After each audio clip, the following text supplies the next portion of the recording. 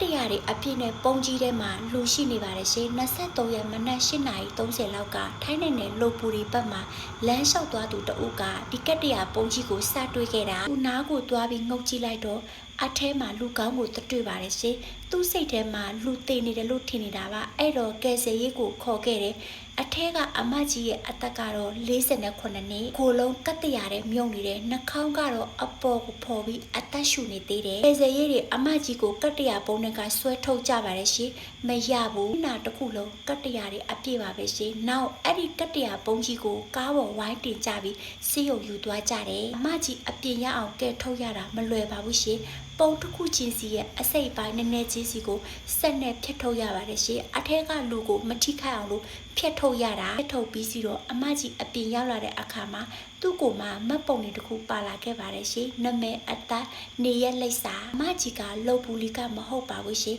တခြားနဲ့ကြဝံချိုင်းနာဘက်ကပါတွေ့တဲ့သူကအိုးထုတ်ဆောင်လာတဲ့ဦးလေးကတွေ့ခဲ့တာပါရှင်23ရက်နေ့မနက်9:00နာရီလောက်ကအမကြီးကချက်ကင်ဆိုင်အနီးက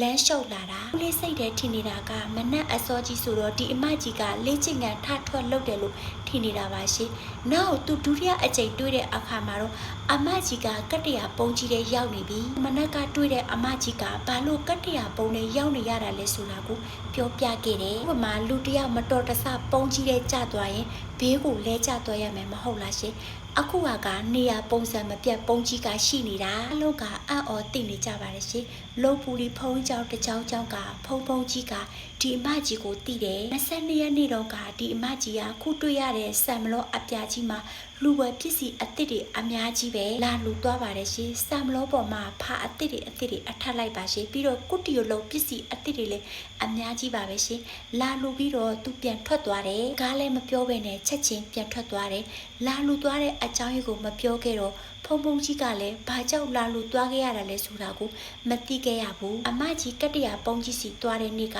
23ရက်နေ့မနက်ပိုင်းလောက်ပါသူပါဝစ်စင်ထားတယ်လဲဆိုတော့အကြီးအမဲဘောင်းမီအမဲအိုးထုတ်အမဲဖနက်အမဲပြီးတော့သူ့ရဲ့ဒီနှာခေါင်းနေရာနားမှာအမရုပ်တစ်ခုရှိတယ်ကအမကြီးနဲ့ပတ်သက်တဲ့အချက်လက်တွေပါရှင်ဆေးရုံမှာအခုအရေးပေါ်လူနာအဖြစ်တင်ထားရတယ်ကားမေးလို့လည်းမရသေးပါဘူးရှင်ဆရာဝန်တွေကတော့အနိကဆောက်ရှောက်နေရပြီးတတိပြန်ရလာပါစေလို့ဆုတောင်းနေရတယ်အသက်ရှူဆက်တွေကုနေရပြီးအခြေအနေကစိုးရိမ်ရပါတယ်ရှင်အမကြီးရဲ့မိသားစုဝင်တွေကိုပုံစံအမှတ်အသားတွေပြောပြပြီးဆက်သွယ်ထားပါတယ်အကြောင်းမထူးလာသေးပါဘူးရှင်အမကြီးကတခြားနယ်ကပါအားလုံးသိချင်နေကြတာက